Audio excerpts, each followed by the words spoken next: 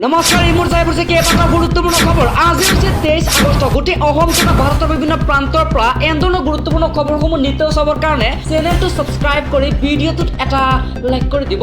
ইয়াৰ প্ৰথম খবৰটো হৈছে এটা খুবেই ডাঙৰ খবৰ। নিৰ্মীয়মান ৰেলৱে দলং খহি 17জন শ্ৰমিকৰ মৃত্যু হৈছে। বন্ধুসকল, মিজোৰামত চাইৰাঙত সংঘটিত হৈছে এই ভয়ংকৰ ঘটনা আৰু এতিয়াও 40ৰো অধিক শ্ৰমিক আবদ্ধ হৈ আছে এই দুৰ্ঘটনাস্থলীত।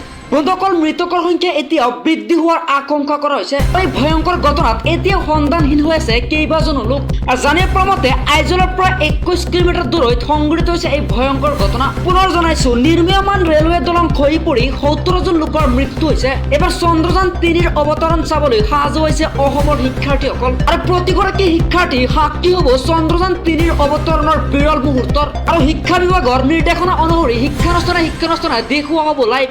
আৰু ইয়াৰ বাবে ইতিমধ্যে বিদ্যালয়ে সাজু কৰি তোলা হৈছে স্মাৰ্ট টিভি আৰু ইণ্টাৰনেট। জানিব পৰা মতে বন্ধুসকল, ইফালে সাজু হৈছে দলগাঁও ছোৱালী মধ্য ইংৰাজী বিদ্যালয়। ইফালে তিয়কৰ বিদ্যালয়সমূহত অৱতৰণৰ দৃশ্য চাবলৈ উৎকণ্ঠিত হৈ পৰিছে শিক্ষাৰ্থীসকল। আৰু লেণ্ডাৰ বিক্ৰম চন্দ্ৰত অৱতৰণ কৰাৰ বিৰল মুহূৰ্তৰ লাইভ দেখুৱাব বিদ্যালয়সমূহে। ইয়াৰ বাবে বন্ধুসকল, ডিমৰীয়া উচ্চতৰ মাধ্যমিক বিদ্যালয়েও ইতিমধ্যে সম্পূৰ্ণ কৰিছে প্ৰস্তুতি। আৰু স্মাৰ্ট ক্লাছৰ ডিজিটেল পদ্ধতিৰে শিক্ষাৰ্থীসকলক দেখুওৱা হ'ব চন্দ্ৰযান 3ৰ অৱতৰণৰ মুহূৰ্ত। বন্ধুসকল, এয়া আমাৰ ভাৰতবৰ্ষৰ বাবে গৌৰৱৰ বিষয়। এবাৰ নিজ দলৰ বিৰুদ্ধেও খুব দেখিবলৈ পোৱা গৈছে বিজেপি বিধায়ক ৰামাকান্ত দেউৰীৰ। বিজেপি বেছিদিন টিকি নাথাকে বুলি এক ডাঙৰ মন্তব্য কৰিছে এইজন বিধায়কগৰাকীয়ে। চতুৰ্থ বৰ্গৰ কৰ্মচাৰী এজনক মই নিযুক্তি দিব নোৱাৰো, কি বিধায়ক খুলিবলৈ নিজকে এটা প্ৰশ্ন কৰিছে এইজন বিধায়কে। তেওঁ ক'লে যে কিমান নিকাভাৱে চাকৰি দিছে সকলো ওলাই আছে। বিধায়কজনে ক'লে যে সত্য কেতিয়াও লুকাই নাথাকে আৰু ক'লে যে বহুতে তলে তলে বহু দিছে আৰু ক'লে যে মই মোৰ তিৱা ভাইসকলক লৈ অকলে বেটিং কৰো আৰু অকলে বলিং কৰো। এনেকৈ হলে মই যেতিয়াই যি দল আহে তেতিয়াই সেই দলতে যোগদান কৰিম বুলি এক ডাঙৰ মন্তব্য কৰিছে। এনেকৈ দল আৰু বেছিদিন নিটিকে বুলি খুব উজাৰিলে ৰমাকান্ত দেউৰীয়ে। পৰৱৰ্তী খবৰটো হৈছে এটা খুবেই ডাঙৰ খবৰ। সমগ্ৰ ৰাজ্য কঁপাই যোৱা এছ জোনমণি ৰাভাৰ মৃত্যুৰ প্ৰথমটো গোচৰৰ অভিযোগনামা দাখিল কৰা হৈছে। আৰু ইতিমধ্যে লখিমপুৰত ৰুজু হোৱা 96/2023 গোচৰৰ অভিযোগনামা দাখিল হৈছে। আৰু জানিব পৰা মতে অভিযোগনামাত 4টা অভিযুক্তৰ নাম উল্লেখ কৰিছে চিবিআইয়ে। বন্ধুসকল, অভিযুক্ত কেইটাৰ নাম হৈছে নুৰ মহম্মদ, আজিবুৰ ৰহমান, ৰিয়াজুল ইছলাম আৰু মজিবুৰ ৰহমান। বন্ধুসকল, জানিব পৰা মতে চিবিআইয়ে দাখিল কৰিলে অভিযোগনামা। পৰৱৰ্তী খবৰটো হৈছে যে আজি সন্ধিয়া 6 বজালৈ খোলা থাকিব বিদ্যালয় ৰাজ্যৰ শিক্ষানুষ্ঠানসমূহ।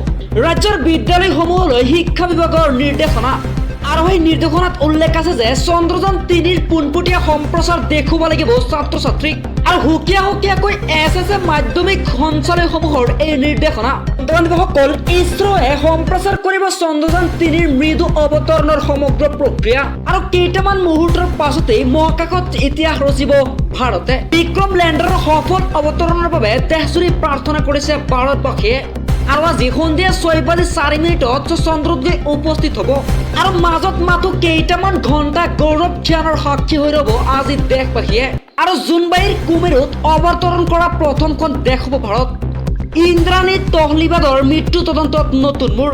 পুনৰ মহানগৰ আৰক্ষীত ৰদ বদল। উপমণ্ডলৰ ডিচিপি ৰূপে বদলি কৰা হৈছে অক্ষত গাৰ্গক। জানিব পৰা মতে ইন্দ্ৰাণীৰ মৃত্যুৰ তদন্তৰ তদাৰক কৰিছিল অক্ষত গাৰ্গে আৰু তাৰ বাবে তেওঁক ডিচিপিলৈ ৰদ বদল কৰা হৈছে। ইফালে মধ্যমণ্ডলৰ ডিচিপিৰ দায়িত্ব অৰ্পণ কৰা হৈছে অমিতাভ বসুমতাৰীক। ইফালে বদলি কৰা হৈছে ডিচিপি ইষ্ট সুৰজিৎ সিং পানেশ্বৰকো। আৰু APS অমিতাভ বসুমতাৰীৰ নিযুক্তি ডিচিপি চেণ্ট্ৰেল। আৰু 2024 বৰ্ষৰ APS বিষয়া আছিল অমিতাভ বসুমতাৰী।